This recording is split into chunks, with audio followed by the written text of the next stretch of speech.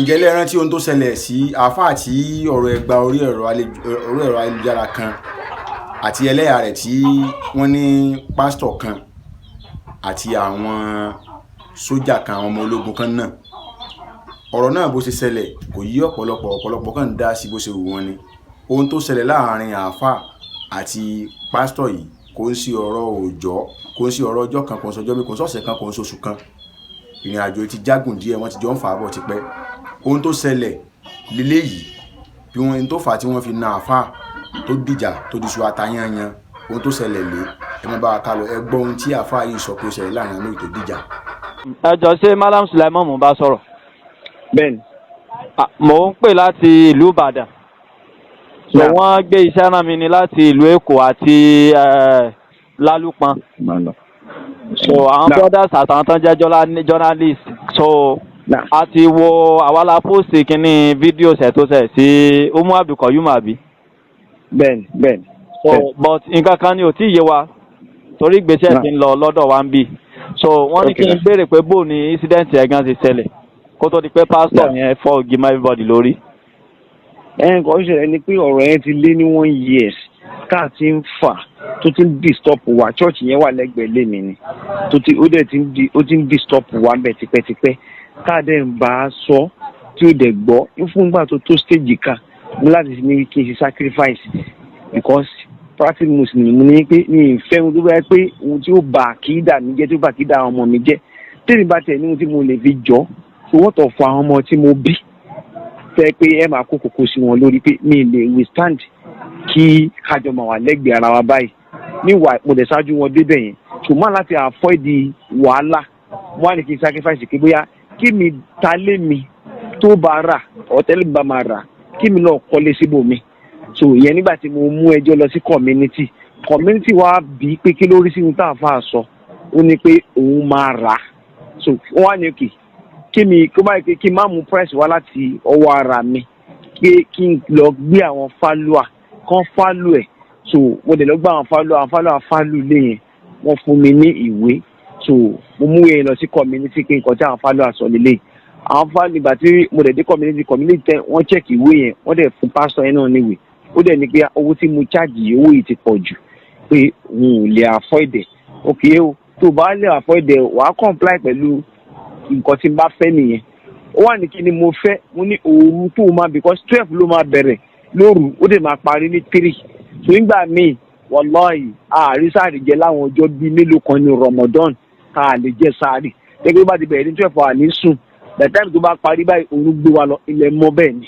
ẹ̀pà àárí sáàrì jẹ so ìyẹn làwọn afa ọ̀rọ̀ yẹn jẹ́ pé ọ̀rọ̀ yẹn ò níyẹjú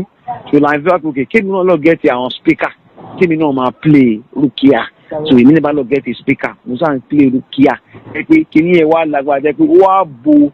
gbogbo àdúgbò mọ́lẹ̀ pátápátá because speaker tí mo lọ gẹ́tì yẹn ìgbà tí mo estimate owó tí mo fi speaker 8 láwọn stand táwọn eléré máa ń lò yẹn 8 ni mo lọ rà jẹ́ pé èmi náà wá kó kalẹ̀ èmi náà wá ń play Rukia nígbà yẹn so wàhálà yẹn wá ti pọ̀ ẹ pé wàhálà yẹn ti pọ̀ ẹ pé ọ̀rọ̀ yẹn sáfàrà dé ti gbọ́ kábíyèsí ló wá pè àméjì kábíyèsí wá sọ pé kó lọ yọ microphone ẹ̀ kí kó dẹ̀ lọ yọ kílẹ̀kọ rẹ̀ náà kó lọ yọ sílẹ̀ so kẹ́nìbọ́dì wa àgbọ̀dọ̀ play kankan mọ́ kábíyèsí bá sọ̀rọ̀ nígbà yẹn so èmi dẹ̀ ṣe kí ni mo stop àwọn nǹkan tí wọ́n ní kémi ṣe ọ̀fọ́sílẹ̀ jọ́ kẹta jọ́ tí kábíyèsí sọ̀rọ̀ yẹn ó kọ̀ntínú fìtínẹ̀ rẹ̀ yẹn padà tẹ́ pé ó dẹ̀ tún pariwo yẹn la wá fà lọ títí tí lè àfi dé yìí bàtí lè wá dé yìí aṣá lọ yídì bàtí mo ti yídì lé láti pa ẹran tó iwájú géètì ní báyìí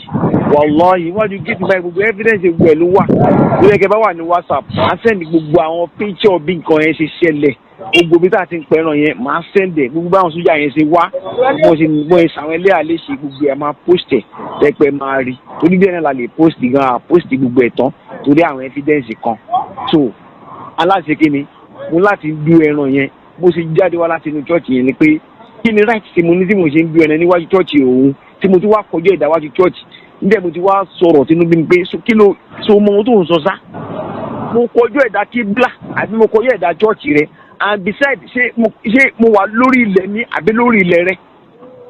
musa sọ bẹ́ẹ̀ fún lọ́jọ́ yẹn musa kíkẹ́ àwọn picture yẹn musa yàrí fún ó sàn sọ̀rọ̀ máa ní pé tó o bá lè ṣe ohun tó fẹ́ yẹn ọmọ àlè ni ọ́ mo sọ sí mẹ́rin pé n kì í sí ya pé àbáyé ló bí ọ tó o bá lè lọ ṣe nǹkan tó fẹ́ yẹn so bàtẹ́mi pẹran yẹn tán ẹ mọ̀ èyàn sà ní sùúrù kí ẹran kó fi kẹ́mi fi jáde lára rẹ̀ kó tó di pé a máa wí so ìyẹn ni mo pọ̀ sí so ẹ kò ju arin yẹn lọ bí 20 minutes or 15 minutes báwọn sójà ṣe dé nìyẹn so meanwhile sójà yẹn àkọ́bí rẹ̀ sójà ni àkọ́bí pásítọ̀ yẹn sójà ni wọ́n máa ń pè ní Dámilọ́lá so tó ṣe dé nìyẹn àtàwọn gáìsẹ̀ wọ́n ṣàjà àwọn mẹ́rin náà wá but ẹnìkan náà ni sójà láàrin wọn àwọn mẹ́ta yòókù sójà ni wọ́n ó yàrá ìkọ́ sáà ti kó lóbò mí nìyẹn tó bá di pé aṣáájú ń fà wọ́n sáà fi fọ́ mi mọ́lẹ̀ wọ́n láàrin mọ́lẹ̀ lẹ́gbẹ̀ẹ́ fúláwà báyìí so wọ́n sáà fi pọ̀ lórí mi so yẹn làwọn ẹlẹ́yàrí làwọn ẹlẹ́gbẹ̀ẹ́ wálé ti máa sọ pé àwọn báyìí so làwọn ẹlẹ́yàrí náà sá sún mọ́ wọn láti rescue mi nígbà tí wọ́n máa dìde lórí mi báyìí so àwọn sójà Dámilọ́lá yẹn pẹ̀lú pásítọ̀ yẹn àti àwọn members church bí wọ́n ṣe ń wọ ẹlẹ́hàn mi lẹ́lẹ̀ báyìí oyún 6 months wọ́n wọ ẹlẹ́hàn mi lẹ́lẹ̀ báyìí so wọ́n dẹ̀ mú second wife mi ìyàwó mi kejì wọ́n lá ní nǹkan ní orí tí wọ́n fọ́ ní nǹkan lórí yẹn náà sá ṣubú kalẹ̀ báyìí so ibi tèmi náà ti padà dìde láti máa rescue àwọn ẹlẹ́yà náà padà wàláhì wọ́n gbégi yẹn fún mi ní àtẹ̀yìn ni torí tèmi náà sáfẹ́ kí tó tèmi náà fi bẹ́jẹ̀ so jẹ́ kí wọ́n rẹ́ orí tèmi náà ni so ibi táà tí wọ́n fà á dé apá àwọn yẹn lọ́jọ́ yẹn táìmù yẹn làwọn anybody ń pẹ̀rẹ̀ lọ àwọn èèyàn gbé kọ́ so àwọn èèyàn kọ̀ọ̀kan tó padà dé ìgbà táwọn yẹn padà wọn àtàwọn kọ̀ọ̀kan dé àwọn ènìyàn wọn ti sá lọ so wọ́n sà padà sí kíni wọ́n rescue àwọn lọ pé káàkiri kó máa lọ sí station bàtà dé station àwọn ọlọ́pàá náà wọ́n ti gbà bọ̀dì àwọn ọlọ́pàá wọ́n sà ń sọ kàtìkàtì wọ́n sà padà sí kíni wọ́n padà rí fáwọn lọ. iṣẹ́ station ẹ̀kọ́ ńlá ní níṣẹ́yìn police tó wà ní adé Òkútápẹ̀mọ́ náà máa ń pè police station yẹn Òkútápẹ̀mọ́ police station Òkútápẹ̀mọ́ police station so wọ́n ṣàfi kó wa débi àti wọ́n kó débẹ̀ àti station yẹn ni wọ́n ti ní kó máa gbé wa lọ sí hospital tó wà ní ẹgbẹ́ police station yẹn náà ní hospital yẹn wà Fádọ́kì náà máa ń pè so ìyẹn náà ṣàfi gbé wa lọ síbẹ̀. táwọn ilé àwa dáadáa. àwọn ilé àwa dáadáa wọ́n wà dáadáa báyìí. kí lórúkọ pásítọ̀ yẹn. Stephen lórúkọ ẹ̀ Búsàrì. Stephen Búsàrì. bẹ́ẹ̀ni. kí lórúkọ chọ́ọ̀chì yẹn. Òkè Ìmúṣẹ CAC. Òkè Ìmúṣẹ CAC. CAC. níbo ni chọ́ọ̀chì yẹn wà nísẹ̀yìn àdúgbò. ó wà ní ẹgbẹ́ mi báràkì náà ló wà báràkì odò òmù náà ló wà tẹ́ bá ti wọnú ìlú Ìṣẹ́yìn báyìí roundabout yẹn kò jìnnà síbẹ̀ rárá. ibo wá ní ọ̀rọ̀ dé dúró báyìí lọ́dọ̀ yín. ibi tọ́rọ̀ dé dúró báyìí àwọn ìlú ti take off wọ́n ti àwọn ìlú ló handle case yẹn báyìí ìmọ̀ọ́mù ìlú gangan tó jẹ́ ìmọ̀ọ́mù central iṣẹ́ ìmọ̀ọ́mù ìlú gangan ló handle case yẹn báyìí so wọ́n lè ti pe àwọn lọ́ọ̀yà sí so ibi tó sáà dìdó fọ̀ náà báyìí. ọ̀kẹ́ wá jọ pé tọ́lọ́